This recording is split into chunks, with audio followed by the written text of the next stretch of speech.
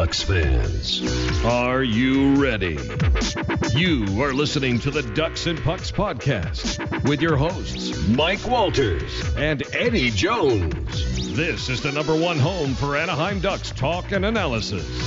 Here we go. Welcome back to the show. We're starting out with the summer series of the Ducks and Pucks podcast. Unfortunately, the Ducks went down in 7 games. We thought we were going to be doing some Stanley Cup final playoff shows for you guys, but instead we're going to be going back over the series here and check out what happened and what went wrong in the last couple games of the series. We're also going to talk about the lineups, the offseason, and the coaches, and get right down to it, answer some of your questions as well. We'll go back to Game 4. Eddie, walk us through it. This one, the Ducks were up 2-1 in the series and ended up losing this game, and the series was tied. Yeah, and as much as we know all of you don't want to go back and listen to the games 4, 5, 6, and 7, I think we all just kind of want to get on to the draft and the off season, but we got to go back and cover it. And another game where if the Ducks win this game, they go up 3-1 in the series, and that's a commanding lead. If it's not enough losing 2 in a row, but having the opportunity to have 3 chances at ending the series would have been huge. But another game in overtime, and they couldn't end it. They scored those 3 goals in 37 seconds. We thought it was when the Blackhawks were up 3-1.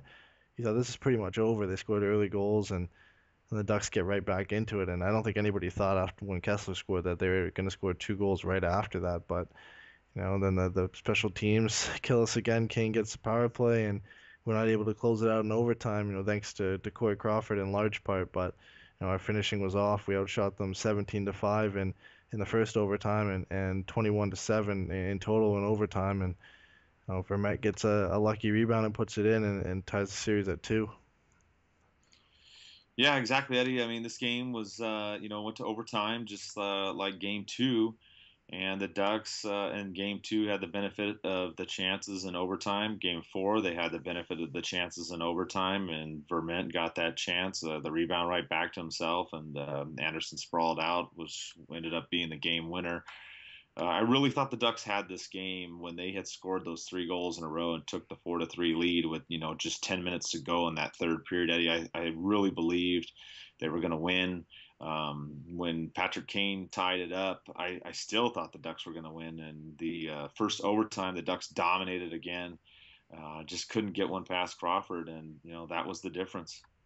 Yeah, they outshot him, they outhit him. The face-offs were a bit lacking, but one of the first games they didn't give away more pucks than the Blackhawks did, and they had plenty of chances to end it in overtime. And that's something we talked about in the Kings series last year. Is the lack of the ability to close out the game and close out the series or take a stranglehold. And another game where they could have taken a chance. You could have gone up 2-0 if you won Game 2, or you could have gone up 3-1, which is even bigger if you won this game. And just unable to close it out and get one past Crawford. Yeah, exactly. And the series shifted back to Anaheim, went to Game 5, and the Ducks came out strong in this one. They did the reverse to Chicago. They came out strong in the first period. They scored 3 goals. They dominated that first period, taking it to Chicago, and it looked like the Ducks were going to run away with this game. They outshot them 11-3 in the first period.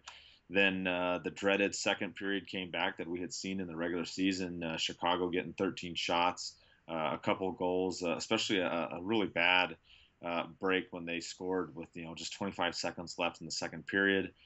The Ducks responded in the third, went up 4-2, and you thought, okay, the Ducks had this. They were still up by 2 with 2 minutes to go. And some guy named Taves decides to go nuts, scores 2 goals, and here we go into overtime again, Eddie. Fortunately, this time, though, Beleskey comes up with a big goal, flying in the air like Bobby Orr, and the Ducks go up 3-2, and you thought that, we were going to win the series from this point on. Yeah, they finally get one in overtime and win the game, and they got to make it tough. Anderson on that last goal by Taves in the end of the period. The defense broke down on the first one, but if you're any goalie in NHL, you've got to stop that shot, and he kind of just tosses on net from the red line and gets right by him. But Beleskey's able to get it out in overtime, and when you go up 3-2 in the series, everybody's thinking of last year against the Kings, and we're hoping they'd be able to close it out with at least one more game guaranteed in Anaheim, but obviously that wasn't the case.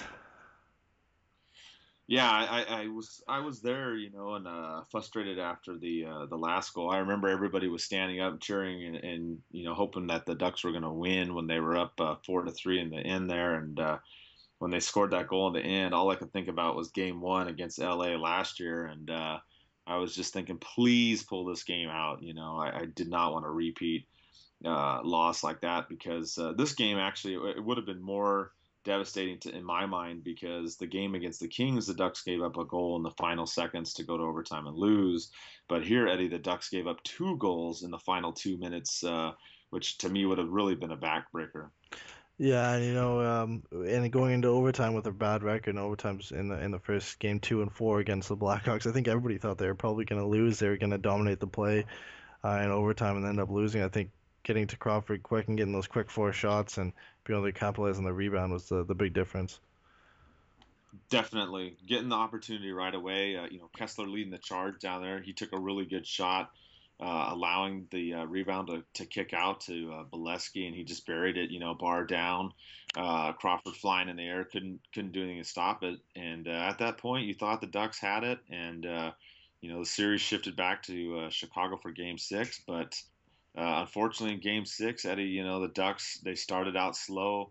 They were 0-0 at the end of the first period, but they got down by 3 quick goals in the second period, and they just could not recover in Game 6. Yeah, and the bad second period seemed to return, and the stars showed in this game with Sad, Hossa, and Kane getting the goals, and Duncan Keith grabbing 3 assists on the first 3 goals, and the Ducks had a chance to get back into it with Maroon getting a power play goal 2 minutes after, but and Stoner grabbing his first goal of the playoffs in the beginning of the third period, but they couldn't capitalize on some good chances in the third period, which they pretty much dominated, and Shaw grabs that late goal and grabs the empty netter and ties the series at 3. Yeah, and this wasn't a surprise to some of the fans. Many people weren't shocked that it wasn't going to go to a Game 7 and the way that the Ducks played, but you had to think in the back of your mind, after losing Game 6 to Detroit 2 years ago, and then Game 6 to the Kings last year, that there was some nervousness with the fans going into Game 7. And we talked about this. We said if the Ducks play their game, they will win Game 7, and it'll be no problem. And I was just very frustrated to see them not come out and play well in Game 7, just like Game 6. They ended up getting down early in Game 7, and I remember sitting in the stands and people just saying, "Here we go again." And I think the early goal by Taves, only 2 minutes into the first period, completely unguarded, got an easy rebound, slammed it home. And then the second goal as well, just kind of started the trickle effect, and it just went downhill in Game 7 from there, Eddie. I mean, like Game 6, the Ducks came back. They got within 2 goals. They fought back, but it was just too much, too early from the Hawks. Yeah, and then the special teams really ruined it in this game. The 2 for 4 on the power play for Chicago, and that Brent Seabrook power play goal is a backbreaker too. Right after Perry grabs the goal, and they think they might have a chance to get back in it if they score a quick goal and make it 4-3, but they take a bad penalty. Seabrook gets the goal, and at 5-3, it's pretty much, or 5-2, it's pretty much over, and Beleskey gets the late goal, but it's not enough by then, and when you go down 4-0, it's hard to come back from that. You don't see many teams come back for that, and a lot of people comparing it to the game against LA. I think in a way it's a completely different game. The scoreline's eerily similar, 6-2 against the Kings last year and 5-3 this year against the Blackhawks, but it was a different game. They started off slow, like you said. They outshot Chicago 26-16 after 2 periods, but when a team has a 31-0-0 record after leading after 2, that's not a team you want to give a lead to, and especially a 3-goal lead going into the third period. And they ended up grabbing those 2 goals, but in the end, you can't go down 4 goals against a team like that. Yeah, it was tough going down the 4 goals, like you said, Eddie. I think some of the fan frustration set in too on that fourth goal as well, because it was reviewed. It went in off of Hosa's skate, and the refs deemed that it was a good goal. I, was there. It was difficult to see in the stands. I went home and watched it on the replay several times. I've gone back and watched some of this game, not all of it. And to me, there wasn't a distinct kicking motion like they talked about. But if you go back and watch the play, Hossa skates towards the corner away from the net, and when he does that, he actually turns the heel of his skate and directs the puck inside the net, just inside the post. So to me, it was a questionable call, and I don't think it cost the Ducks the game. But I think if the call was, taken away and the Ducks score those 2 goals, it might have been different. Eddie. It would have been 3-2, in the third period.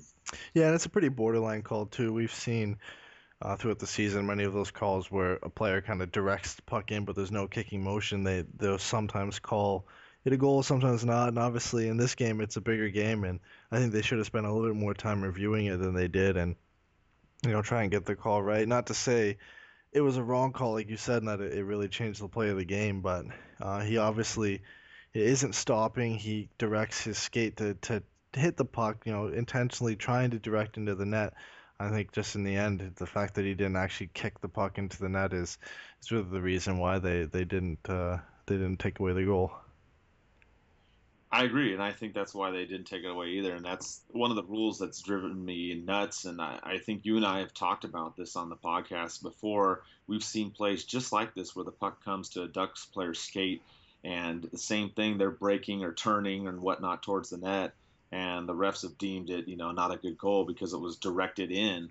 So they got to clean this rule up. I'm not going to say that it cost the Ducks the game, but this is just a sore point for me. I don't like the way that the league handles these. To me, they should just not allow it, period. If they're going to go back and forth and they can't make up their minds, they should just say if the puck goes in off the skate, it doesn't count, period. Because to me, there's too much discretion, Eddie, and the league hasn't figured out how to call this, correctly on a regular basis. Yeah, but in the end, it's not really the reason they lost the series, and there's plenty of reasons, comparisons to last year and stuff, but.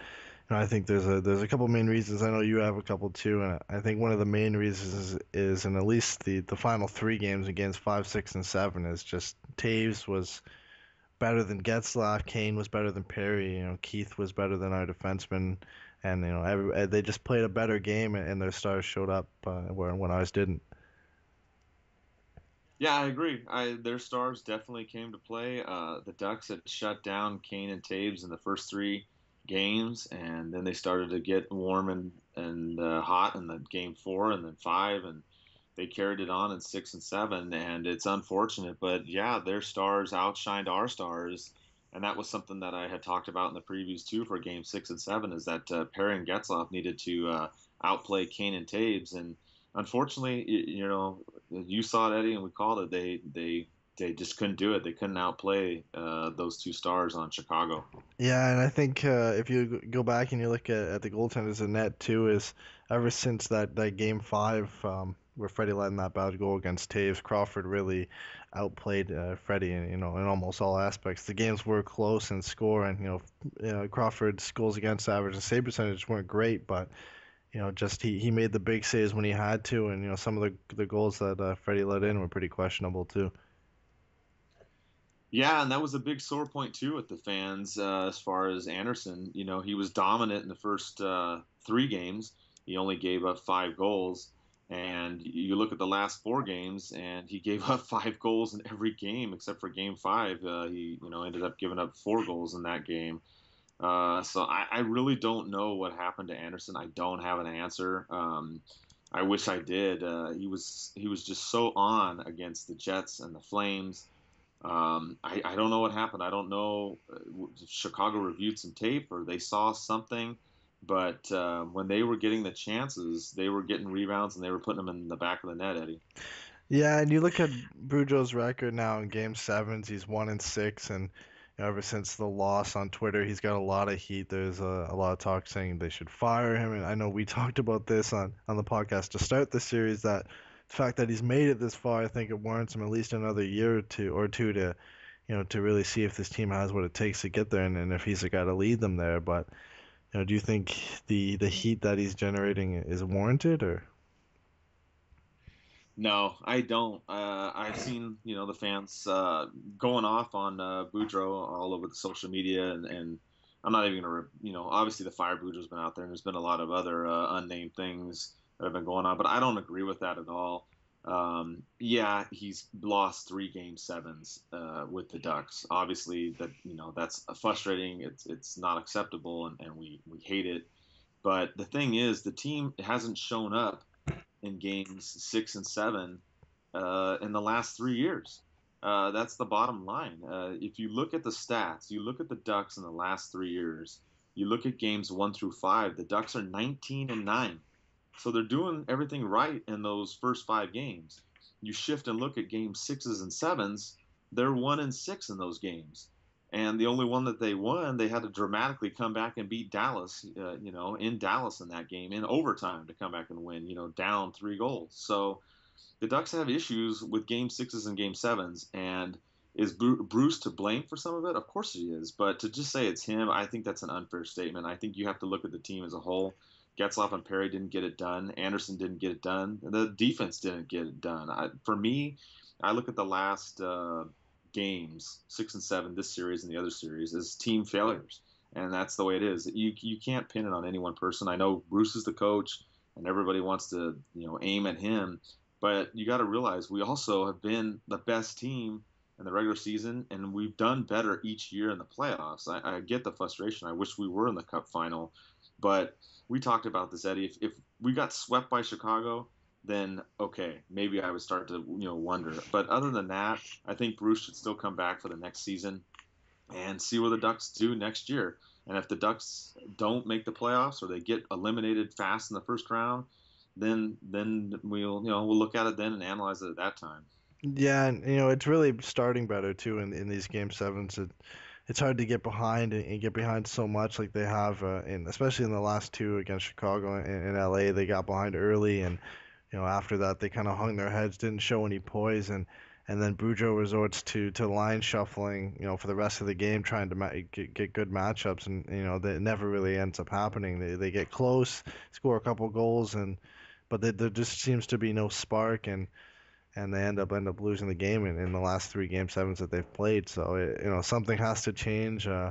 I honestly can't tell you what has to change. I don't know. You just kind of see a different team when the series is on the line in game sevens and in big games where they can move on. And we've seen that the last three times they've been there. They just don't seem to spark anything. And I know a lot of people have been criticizing Getzlaf for not showing up in game 6 and 7, and there's been some people even calling for him not to be captain next season, which is a little bit ridiculous. But he's the guy that's gotta lead you through these games, and he really didn't show up in game 6 and 7.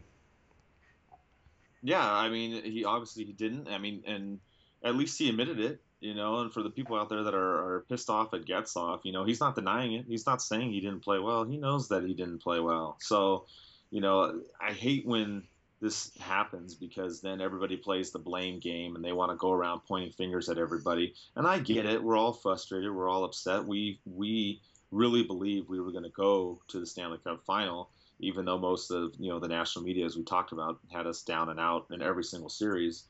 So it's definitely frustrating, but I wouldn't point the blame at anybody in particular. I pointed at the entire team. It's a team fail in my mind. There's nobody that saved the day in the last 2 games. I mean, there's a couple players that did play decent, but it's a team effort, and I think something's got to give. They've got to figure it out. You and I talked about this. Maybe they got to play the game like it's game 1 or game 2 and not put so much pressure on themselves and not think about game 6 and 7, because it almost seems to me, Eddie, that the Ducks psych themselves out and they come out nervous and anxious. They get down either a goal or two, and for some reason, instead of going back to the way that they play the first 5 games of the series, it's almost like they get shell shocked for some reason. I don't know what it is, but they've got to maintain the way that they play earlier in the series.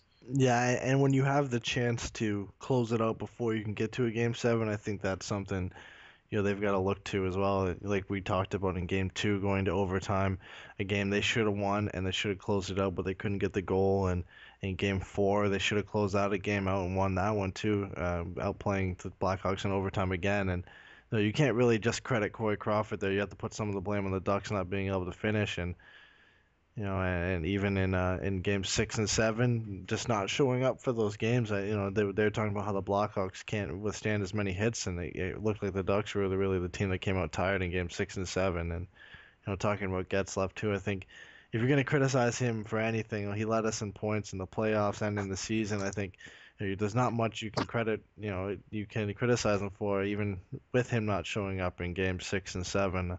I think the only thing is he shoots the puck a lot, second most shots in the playoffs, only behind Perry, and he doesn't score a lot of goals. He has such a great shot, but he only had 2 goals on 48 shots. I think that's the only thing he really needs to work on. Yeah, I agree. Eddy is the shot placement. Maybe trying to get in position to get some more rebounds would help him out. But he led the team in points, like you said, in the season and the playoffs. So for people to get on him, I mean, I get it. He didn't show up in the last 2 big games. I totally understand that. I understand the frustration, but you can't get mad at someone doing poorly in 2 games when he's played well in the other 100+ games. I mean, you have to look at this whole year and look at the team as a whole. And you look at this Ducks team, they did so well the entire season. And the playoffs, they did well up until these last couple games. And I think part of it was the Blackhawks team. They'd been there before. They've been in big games. They've won 2 Stanley Cups before. And Coach Quenneville's, he's a really good coach too. And that's just what happened. I mean, we went up against the team, and I think maybe something with the film that they saw. They found some spots on Anderson. They got to him, and that was part of the problem. Along with the defense, the team defense, it just wasn't as sharp in those last 3 games. The guys looked a little bit slower, and they just looked like I don't know why, but they looked like they were the ones that were a little bit worn out when it should have been the Chicago defense that was more worn out. Yeah, and I really hate to blame it on experience, and I hate when you watch the game after and you watch the post game and you see the analysts all saying, well, the Blackhawks won this because they're experienced and they've been here before. But if you're gonna put that into perspective, I think it's just that the Blackhawks team and the team they have, barring Richards and a couple other players, have been together arguably the same core group for the last 5 years in the 2 cups that they won, and this is a relatively new Ducks team that they've assembled, other than Getzlaf and Perry and Beauchemin. A lot of these guys are all come together for the first time, in these three seasons that have preceded, just kind of gelling together, especially the defense with, Lindholm and Vatanen and Beauchemin and all these guys working out these pairings, and the pairings have changed throughout the season. I think what Boudreau has to do is just get the first line set, get the second line set, get a third line set, fourth line, and get the D pairing set, and play them together for most of the season, for 50 games where they're on the same pairings, they're on the same line groups, and obviously shuffle it up if some things are going wrong for a couple of games, but get the pairings set, keep the pairings the same in the playoffs, and just work these same pairings through the next few years, and I think they'll gain more experience playing with each other, and next year or the year after that they'll end up getting to the Cup final. I agree, Eddy. The big problem that the Ducks had is after the trade deadline, they acquired all these new players and they got rid of the ones that didn't work, which as we talked about, Murray was amazing in doing all these things. The issue is trying to get those players to build the chemistry together and work it out. And as we saw, the first 2 lines did really well. Maroon was great with the Twins. Kessler, Silverberg did really good on the second line with Beleskey, and they were fine. The third and fourth lines kind of disappeared in the Chicago series and weren't really there. But when you're trying to mix up all these players and do all this stuff in the last couple weeks of the season, it's tough to build that chemistry. And it worked the first 2 series against the Jets and against the Flames, but I thought the Ducks were a far superior team to those 2 teams. Chicago is a very evenly matched team, and like you said, their core group has been together for years. And that's what people forget. It's not so much the experience that they have in the playoffs, but it's the experience that they have playing together. And I think for the Ducks, you got to look at it that they have several years from here on out that the Ducks are going to be a good quality team. They're going to be back in the playoffs. And if we keep the core group together, which we should be able to do for the next couple of years, the Ducks are going to have a big chance to get back there, not just once, but a couple times. Yeah, and moving on from here, we don't get to look forward to the final, and just before we move on to the free agents and the draft, a quick prediction for the final. I'm hoping Tampa wins. I honestly can't see them winning, and I think Chicago's going to pull it out. But who do you think's going to end up pulling it out in the final? I agree with you. I wish Tampa Bay would pull this one out. If Chicago wins, then the bandwagon of they're the dynasty and all this is going to go all about it. And then my brother-in-law is going to be talking trash to my wife and I for the whole summer, which will not be fun. But I honestly do think the Hawks will probably win this series in 6 games. Was what I'm thinking. I don't want them to. I'd rather have Tampa Bay, but it'll be interesting to see. I'm going to catch the games as much as I can and see what happens. But I think the Blackhawks will win this one. Unfortunately, I think that's how it's going to go. All right, and we got the free agency coming up. Obviously, a couple big names for us in the moving on in the free agency. We got Fleischman, who we both think is probably going to move on. He was more of a rental, and the two big guys we've got are Beauchemin and Beleskey, the two UFAs, and it could be a different lineup we're looking at next year. Definitely, I think that's the big question. I actually wrote about this on the other blog that if I didn't tell everybody about already, but it's Cali Sports News, which is another site that's aimed at talking about sports in Southern California and covering not just the Ducks, it covers the Kings and it covers baseball, football, basketball, all the other sports in Southern California. So I'm going to be doing some articles there. And this was the big issue I put in there was figuring out what to do with Beauchemin and Beleskey. Personally, I would like to see them stay, but it's going to be up to them. I think Beauchemin may stay and not ask for too much money. I don't know that for sure. That's just what my thought process is there. Beleskey is going to be the opposite. He scored 30 goals this year. He had 22 in the regular season in 65 games. He was out for 17 games being injured, and then he had 8 in the postseason this year, including that incredible streak against Calgary. So Beleskey's going to definitely want more money. I think it's going to come down to whether or not Beleskey's going to want to stay for the Ducks and how much it's going to come down to. He may leave and want more money, and I don't know what the Samuelis and Murray are going to work out. I just don't know how it pans out, Eddie. It's going to be an interesting summer for sure. Yeah, I think it's something you have to look at too. Is I think a lot of people are expecting Beauchemin to retire, and he's not that old yet. He is nearing the end of his career, but I think if they had to move to the Cup final and had lost or won, I think that might have been his last year. But it's not like he's slowing down either. He had 9 points in the playoffs, had a pretty good season, almost a career season for him. But I think it's if he signs a deal. I could see him taking less to stay here. We all remember when he went to Toronto and he struggled in Toronto. I think he likes to play here, and he's making 3.5 right now. I think I don't see him wanting much more than that. I think he'll probably sign again within $3 to $4 million range, if not just taking another 1 year at 3.5, which wouldn't see our cap take any different hit. But yeah, obviously the big one is his Beleskey. He's making 1.4 right now, and I think everybody thinks he's going to make at least double that. And some team out there could offer him upwards of 4 million next year. So I think if any team offers him that, I don't think the Ducks would match it, especially with the fact that we have to sign Silfverberg, who's an RFA, and most likely sign Edom to a 1 or 2 year bumper deal as well. So Beleskey, I don't think he's back next season. As much as I like to see him play next season, I don't think he's worth over 3 million or 3.5 million. I think he's going to regress a bit. I don't think he's going to score as many goals, and we don't really need him for the goals. It's more of a gritty guy who can score a goal here and there and get some big hits in there. But I don't think that kind of guy is worth more than 3.5 million.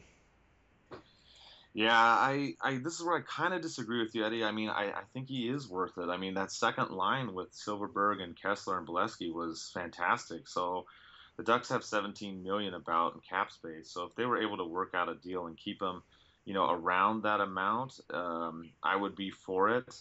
if it was around 3 million. But if it was higher, like 4 or 5, then I would tend to agree with you. I think maybe the Ducks wouldn't be able to keep him. I just really think it comes down to Beleskey and what he wants to do. I mean, he's really the one in the driver's seat, and he's going to have to figure it out. But like you said, if someone comes along and offers him, a $4 or $5 million deal, I think he is gone. But I would like to see him stay. I think that second line did so well and helped the Ducks so much. It would be hard to find that chemistry on that line, Eddie. Yeah, and it's just tough though. You got to look down the road. Obviously, Silverberg's, Edam is not really a huge signing for us. I don't see them letting him go. Like I said, just signing him to another, $1 million bumper deal, which is pretty much what he's making now. And I think you got to look into 2016 where we're gonna have to make a lot of signings. Kessler's a UFA. He's only making $5 million. We could easily see him get bumped up to 6 or 7 with the way the contracts are going. Paul Mary's an RFA. Anderson's an RFA. Vatanin's an RFA. Sekach, Dupre, Lindholm, Raquel, Gibson, they're all RFAs in 2016. So I think if you sign Beleskey for 3.5, 4, 5, whatever you sign him for, that kind of restricts you to sign these guys down the road. Anderson's only making 1.3. He's going to want a big boost near 4 if he keeps playing well. Who knows if Gibson's going to want more than, obviously he's only making $700,000 right now. He's going to want more. Dupre's making under $1 million. Lindholm's going to want a big bump. Vatanin's only making 1.3. Now these are guys who are going to demand upwards of $3-4 million in 2016. So you got to look to the future and see is signing Beleskey for a 1 year maybe more of a good deal. Yeah, I agree with you on that part. I mean, you've got so many other variables, not this summer, but next year in the summer. If we can get him, for a few million for another season, I'd be happy with that. But you're right. If it's going to be some kind of a long-term deal for a lot of money, then the Ducks are going to be stuck 2016 in the summer trying to figure out which, pieces they're going to be able to keep. Because, I mean, you mentioned all those names, and, I mean, those are all quality players that the Ducks are going to have to try to figure out. So the chances of Beleskey staying, it is less based upon the financials. I just think, if they can work it out and get him to keep rolling on the second line would be beneficial. But it's going to be a difficult call for sure, Eddie.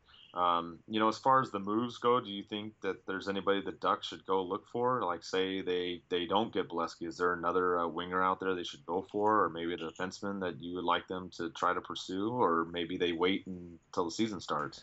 Yeah, I don't think there's a lot of offensive defensemen out there, and a lot of older veteran guys as well. And I think defensively, I don't think we need to bring in another guy. We're not going to be able to move Stoner, and having him as an 8 guy at making upwards of $3 million is not something you really want to have. You've got. If Beauchemin re-signs, then you've got those 7 guys I think you should just stick with for another season, see where it goes from there, and then work on moving other guys. If Dupre has a bad season, you don't have to re-sign him. Wisniewski as well, who's here for 2 more seasons. And I think you got to stick with this decor. And like I said, just keep the lineups the same. Keep the pairings the same for the next few seasons and see how it works out. I don't think Mike Green is worth the $6 million plus he's going to demand. Paul Martin's upwards of 5. You don't want a guy like Gonchar, Ehrhoff. He's not the type of defenseman that we need. And, forward-wise, there's Marty St. Louis there, but he doesn't really fit the system. I think if you're going to bring anybody in, you want to bring in a good third-line guy. We were harping on Paul Mary, but kind of an upgrade on him. Maybe a Drew Stafford or a Michael Frolik or a Joel Ward, somebody like that to bring into the lineup. Yeah, I agree. I think that might be a good spot to do the update as at the wing position. Maybe you're able to bring in somebody during the off season. For the defense, I still would like to have more of a shutdown type of defenseman that would get it done, because in those last final games against Taves and Kane, the Ducks couldn't get it done against those guys in the big games, and I think that's the one piece that's really missing. I think maybe another winger, like you said, would help too. But like you said, the Ducks could start the season on the defensive side with the pairings they have. We have a guy named Wisniewski that didn't see a shift in the postseason, and see how it goes. And then if someone doesn't play well, or there's somebody on another team that's tanking and they want to unload, like we've seen some teams unload this year, maybe we go for a deal and make some kind of trade for a more stay-home defenseman towards the trade deadline. That way, we're not, giving up too much money to, like we said, get stuck and not able to sign a bunch of the quality players, in the summer, a year from now. Yeah, and if you're looking to bring in a guy, I think a lot of people have been calling for a Kessler type trade for a defenseman or to bring somebody else in like a winger to play with Getzlaf and Perry. And I think that's just panic. A lot of people are depressed that they didn't make it to the Cup final, and they want to see a lot of big changes. But I think you're not going to find that kind of shutdown defenseman at this time of the season. A lot of guys that were available at the deadline are still going to be available now. Guys like Phaneuf and Bufflin and other guys that could be available. You pretty much have to find it through the draft, and the Ducks have a first round pick, 2/3, a fifth, and a sixth this year. So if you can hit on that first round pick, maybe draft a big defenseman, or maybe draft a center to look forward to life after Kessler and Getzlaf. I think that's where they're going to have to find a pretty big guy to hit on in the draft this year. Yeah, speaking of the draft, the Ducks have, some quality picks this year. Do you think that Ducks go for defensemen, or do you think they go for a winger? We talked about upgrading at least, one of each of those. What do you think the Ducks should target in the draft this next time around? If they don't go for a defenseman, I think you got to take the best player available right now. They've got a lot of guys in different positions available. Obviously, Theodore on defense, who's probably going to play in the AHL next year. Richie, who could make the team out of camp. Cardilli's another left wing as well. Brandon Montour is a guy that the people are looking forward to in the AHL next year, and obviously Wagner and Nason, who are in the minors as well, are guys that could make the team. And those are all wingers and defensemen. I think if you don't get a big defenseman, I know there's a 6'5" defenseman, Brendan Carlo, who's in the draft, who's looking to go first or second round. Could be a guy they could look to draft. But I think if there's a good center left, I think that's something they could look for. Getzlaf is 30. Obviously, he's got a lot of term left on his contract, and we're not looking really anywhere past him yet. But Kessler's a UFA, and we all think we're going to re-sign him too. But it'd be nice to get a couple centers in. Now that Raquel's been promoted, there's not a lot of center depth in the organization, and I think drafting a possible number 1-2 center for the future is something they should look to do. Yeah, it would be interesting if they pull out that, like you said, backfill that. We've got tons of wingers, and we've got other defensemen too. Manson's another one that could come up and play next season as well. That did well in terms of, shutting down the opponent. He could come into the mix along with Wisniewski. Yeah, obviously, he'll be in there more, and we can figure out the defensive side. Some of the questions that we've got is what happens with the lineups next season and how the lines will go. It'll be interesting to see. I think the top line would stay together with Maroon and the Twins. If Beleskey doesn't re-sign, I think the second line would be Cogs, Kessler, and Silverberg. And then from there, the Ducks would kind of have to try to figure out the third and fourth lines, Eddie. You'd still have Raquel and Thompson as center. And with wing, you'd have Sekech, Palmieri, and Jackman to go in there and eat them. So you'd have to figure out those players going in there, and maybe even Wagner you bring up. Wagner can play center. Wagner can also play wing. I wouldn't mind seeing him up in there as well. So I think that may be the first two lines, but I think the third and fourth line are going to be kind of up in the air, really depending on what happens with Beleskey in the offseason. Yeah, and I think I was talking this with a couple fans too before, and I think if Beleskey goes, Cogliano's probably the guy who makes that jump up to the second line, and I'm sure he'd work on that line. A little more speed added to that line. We've seen him play it with Kessler and Silverberg throughout the season, so that wouldn't be much of a surprise. And then it depends on what they do on the third line. I'm sure, like we said, Edom will probably get a bumper deal, so he'll be up there. And we could see Raquel, Edom, Sekech start the season together, and then you've got Jackman, Thompson, Palmieri, like you said, Wagner as well, and Nason, and then you got to kind of work the lineup out from there. Hopefully Raquel will take a jump forward. Same with Sekech and Edom, and we'll need more production from that third line this year. And I think with a little bit more experience, they should be better. But other than the top two lines, it could be really anything. Yeah, it's going to be interesting. The third and fourth line, I think some things are going to have to be ironed out. with those two lines and try to get some more secondary scoring, because in the Chicago series, the secondary scoring really went down. It was mainly the first two lines, and then even the first two lines weren't doing as much in the later games. So that's something that's going to have to be worked out. But I definitely agree with you. I think if Beleskey doesn't get re-signed, then Cogliano goes the second line, and the first two lines will probably be pretty much set, and then we just go from there. With the defense, we'll work that out too. I think the pairings, the way they've been now, have been quality pairings, and like I said, I would obviously like to see Wisniewski in there more, see how he does, and work that out and go from there.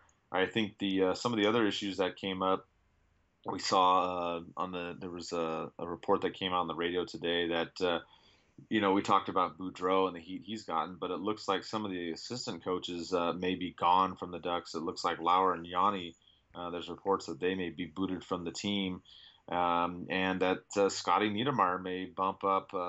They're talking about in Lauer's position, especially to work on the special teams. Eddie, what do you think about these moves if they do happen? Yeah, I think you don't want to panic and you don't want to, throw away a lot of the coaches either. But I think if Lauer's the guy who's in charge of special teams, that's something we've definitely got to improve on. In the season we were terrible. We in the first two series we were a lot better, and then it kind of fell apart a little bit in the Chicago series. And I think special teams has been a real problem for the Ducks in the last few seasons, and it's kind of surprised us a team with such skill in offense on defense and such skill with the forwards and Getzlaff and Perry Kessler, guys you would expect to score on the power play, and a team you would expect to have a really good power play, and it's been really lackluster for the past few seasons. So if Scotty can jump in there and do a better job special teams, then I don't see why not.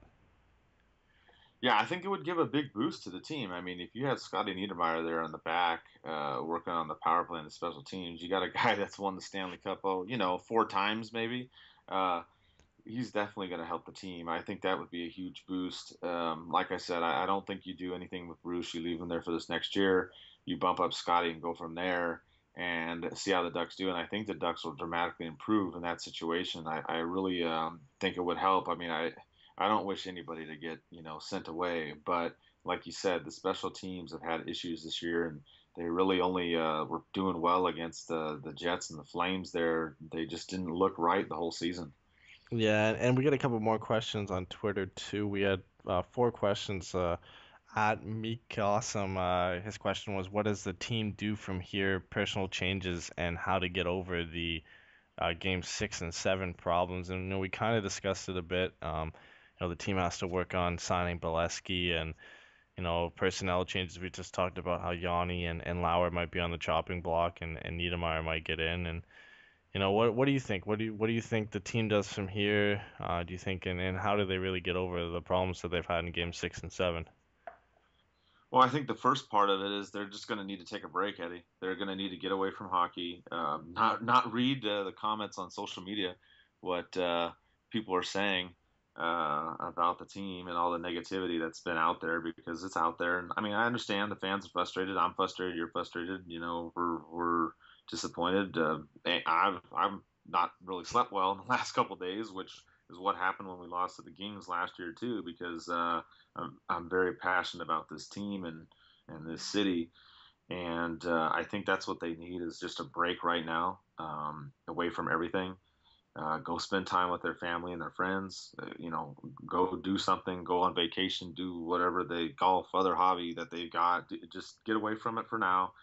Come back and regroup in the camp, and they really got to focus on starting the game strong and doing that, and not. I think they put too much pressure on themselves. I really do in game sevens, and I think that they do some of that in game sixes too. I think that they just got to play the way that they know how to play, and having this group together, bringing them back again next season, and trying to keep the core the way it is and not mix up the lineups too much is, to me, going to be the key for the Ducks getting back on the grind come September in the preseason.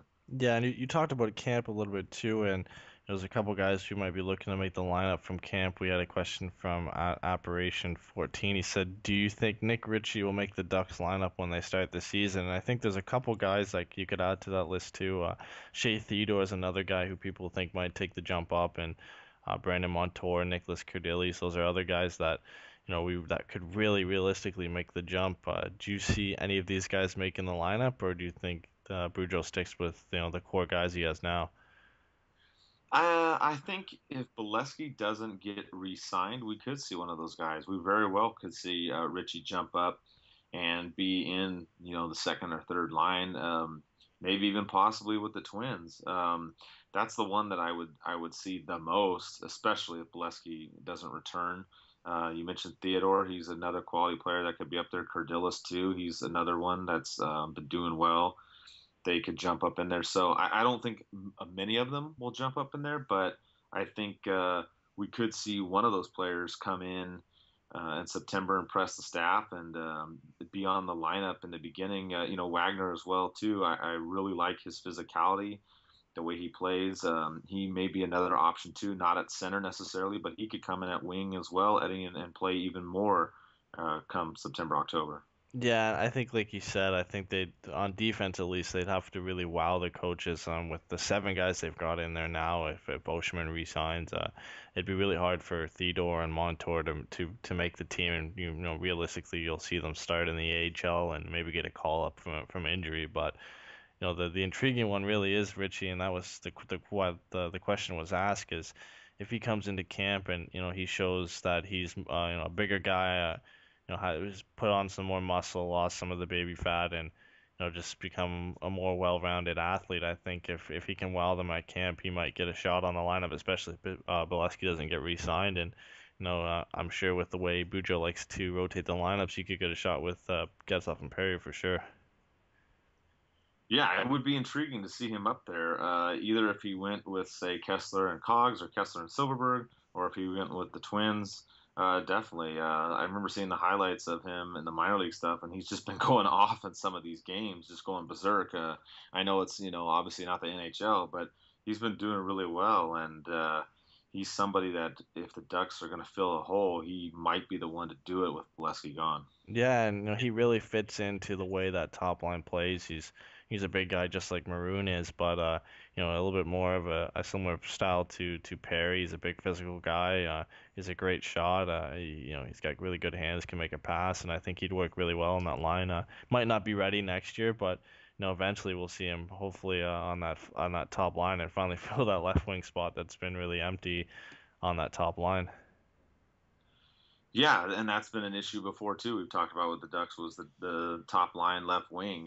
Figuring that out is even this year we saw a whole bunch of different players up on there, and I think that's another thing that we talked about is getting the top 1, 2 lines for sure, and even hopefully the third line set and not having to mix up too much during the season because we've got the group that I still believe that they could have gone to the Stanley Cup final, and if it wasn't for a few posts in Game 2, we probably would be there. So I think that that's the key is getting the lineup set up early, unless someone else impresses and jumps up, and get the chemistry in the core group going, and really work on the special teams as we talked about, and go from there.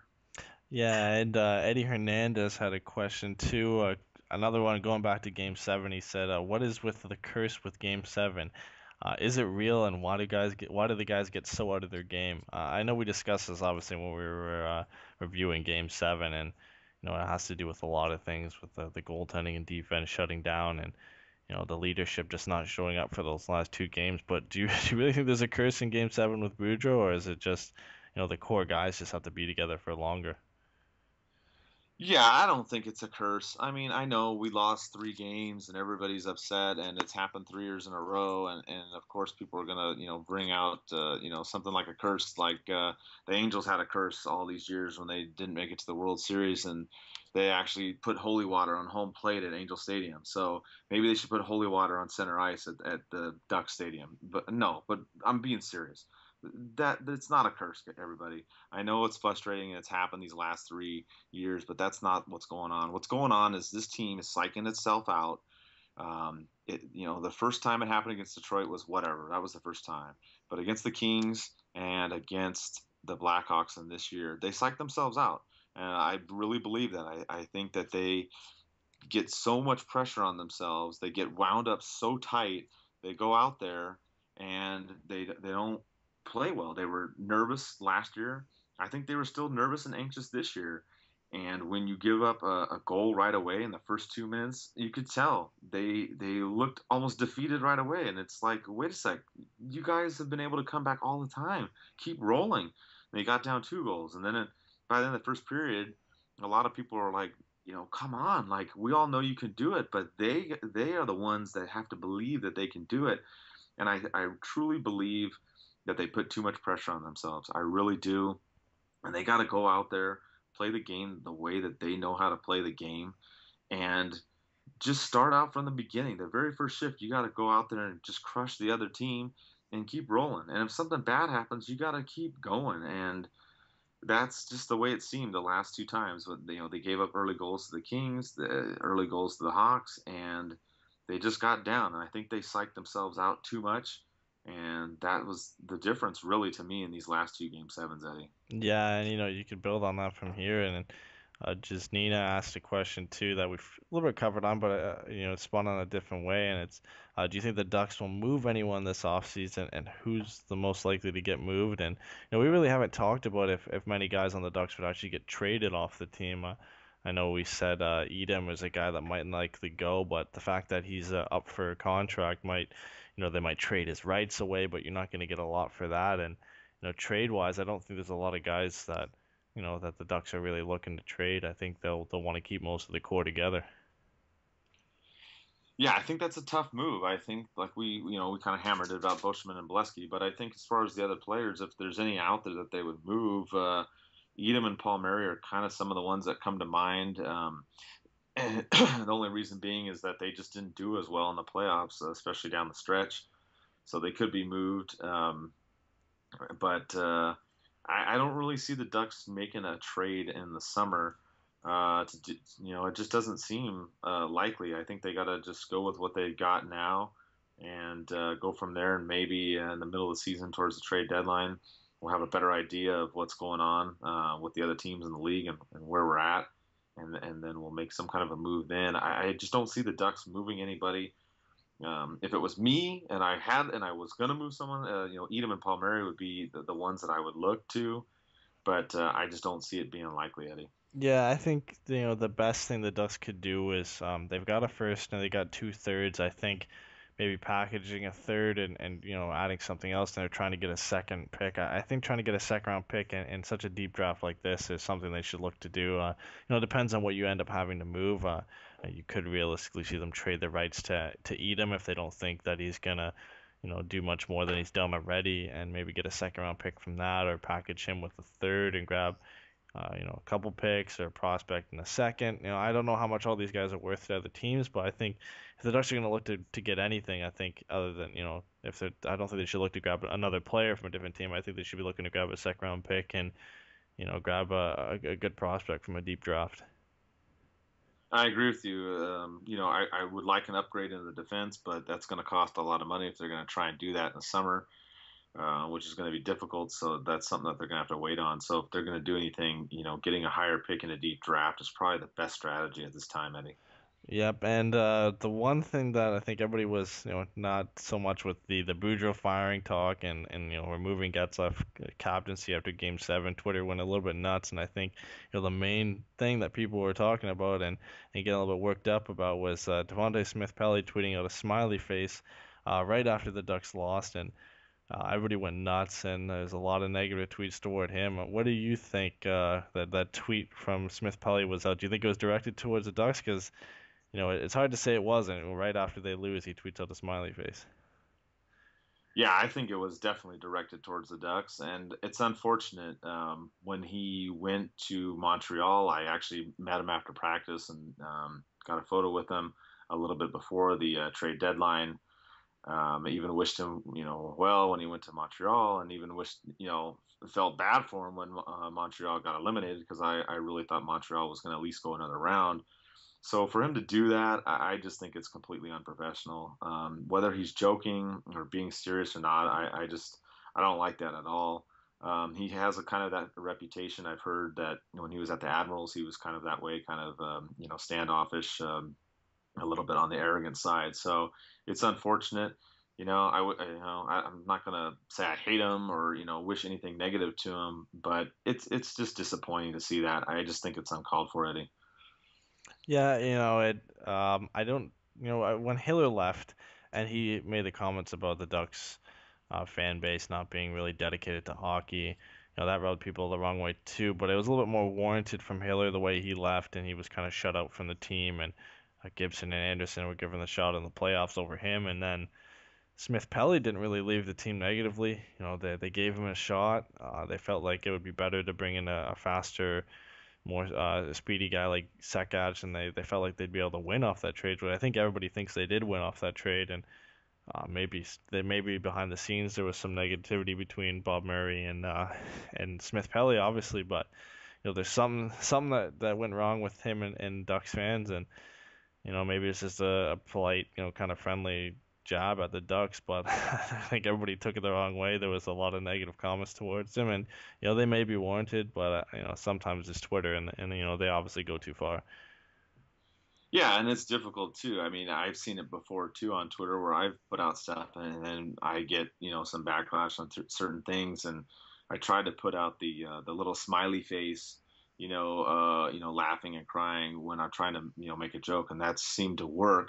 But I didn't get that kind of feeling from this. It seemed to me to kind of be more spiteful. I mean, maybe he was joking, but I don't think so. I just was kind of surprised to see that, and I saw everybody going nuts. I didn't even respond because I'm just like, whatever. I mean, to me, I think giving him a reaction is worse than not giving him a reaction. And I've had people, and I don't advertise this a lot, but I get people that troll, the Ducks and Pucks account, and things go on there, and some of the writers know about what happens, and I just don't respond because I don't want to give those people any power over me, is the way I look at it. So for him to do that, maybe he was trying to get a reaction. He thought it was funny. I don't know. Maybe he was out drinking with his buddies. I don't know, or golfing. I don't know what he was doing, but I just think that the Ducks did the right move in that situation.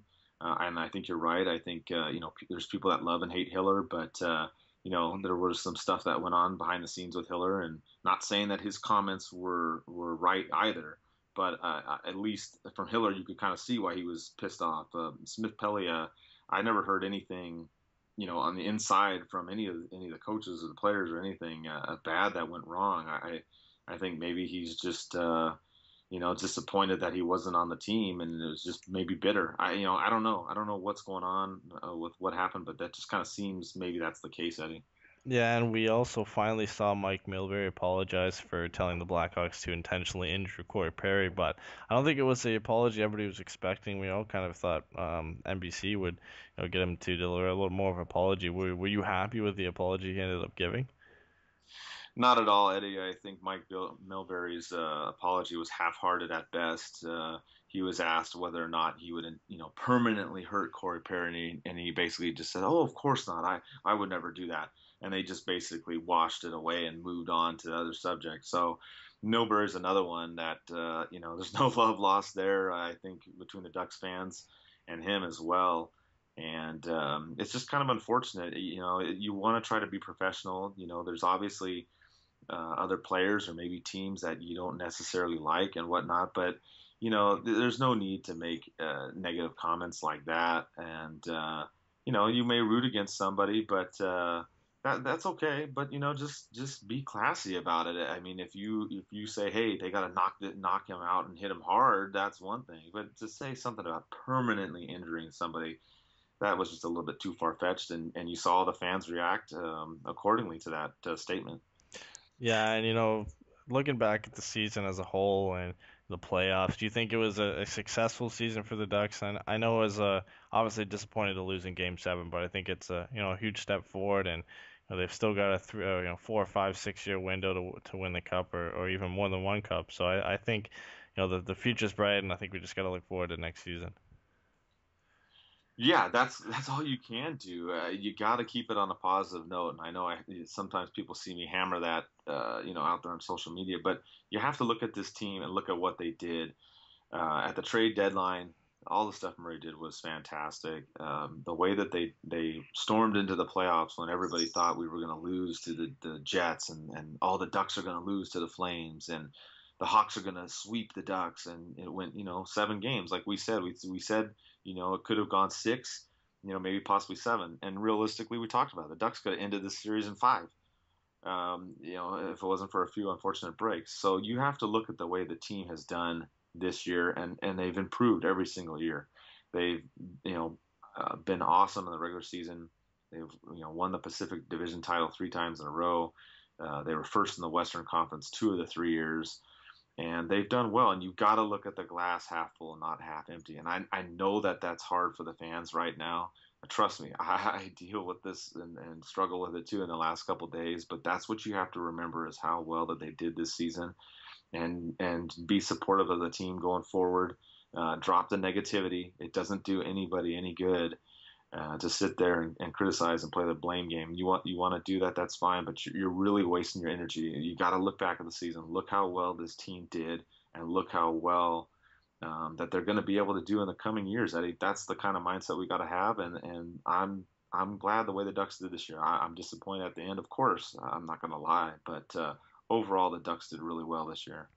Yeah, and we'll be looking forward to the draft and the free agency, and obviously we'll be covering that a lot more on the next few podcasts leading up to the draft on the 26th and 27th of June, and we'll be looking to have a bunch of the writers on for a little bit of a group podcast to talk about how everybody thought the season went, the playoffs went, and what everybody thinks that what should be done. Kind of similar to this, but we're going to get a lot more perspectives from a lot of the writers as well. Yeah, exactly, and that's what everybody has to look forward to. There's going to be a lot more articles coming out in the summer. We're going to be doing our player reviews like we did last year where we grade the players. We're going to talk about more podcasts. We're going to cover everything in the summer. The website is going to get even a huge overhaul. It's going to look a lot better. It's going to be one place where you can go and find everything instead of having all these links to all over the place. There's going to be more shirts. Yes, there will be more shirts. Definitely gearing stuff for the female fans as well, because there's half a fan base out there that needs to have better quality shirts, in my opinion. And I think a lot of the women fans get left out in the NHL. I think some other sports do better at it, but the Ducks got to do, and the other teams in the NHL as well, got to do better at that. And we're going to try and get that going. And we're still going to be rolling, Eddie, and we'll be here all summer doing the podcasts.